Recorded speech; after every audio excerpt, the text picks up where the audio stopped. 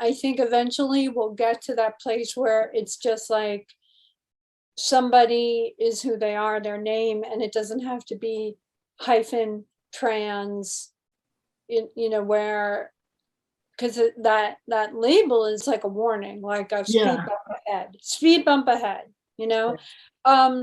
I feel like I have to hyphenate. Well, I use she, I use her, but I was always so surprised when I would hear people talking about me and using she and her, because I didn't identify with that. I didn't identify with him and male pronouns, and it just felt like I didn't have that. Are you familiar with? There's a term in Native American for. And it's the one that resonates the most, and I'm forgetting what it is. Two-spirit. Two-spirit, yeah. Two-spirit. Yeah, that is the closest that I have found, and I don't feel comfortable appropriating that. I don't feel like there is a translation, so I would use two-spirit with the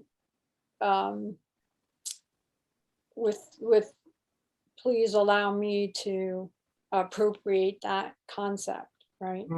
But I don't think it's appropriation. I think it's almost like you're borrowing that, that word, not to hold on to, but you're simply saying, okay, you can't understand the concept of who and what I am as a being. Right. Here is a close example, and I'm going to borrow that so that you can understand.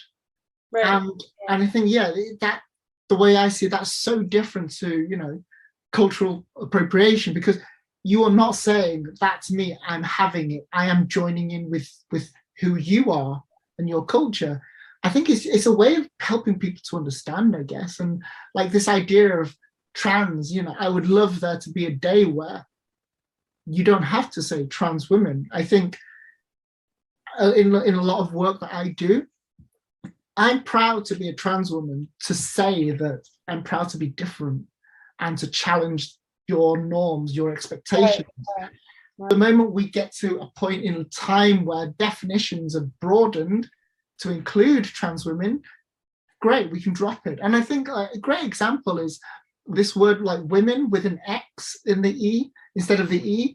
And that was used as a way to kind of be more inclusive. It was like, like MX is a title where it's not male or female specific. Right. And someone created women with an X, and that was actually problematic, because by having to create a new word to include trans women with women, you're basically saying trans women aren't women. So if you want a word that includes trans women as well, just stick with woman or women.